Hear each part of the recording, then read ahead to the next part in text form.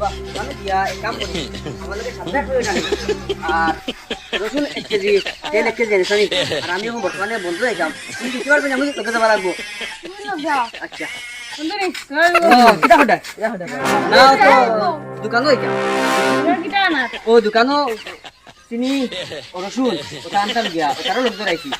আর কিটা করতে তো আমি রান্না দিলে তুমি যাচ্ছে তার গপ করে তুমি ও ভাই গে 50 কেজি বুঝে আনতে পারে এর লাগে তোর আমি লোক রাখছি তো আমরা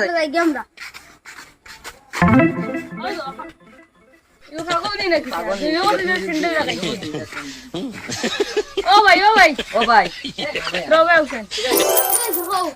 জলদি কো দোকান হইতাম সময় খুব কম কিটা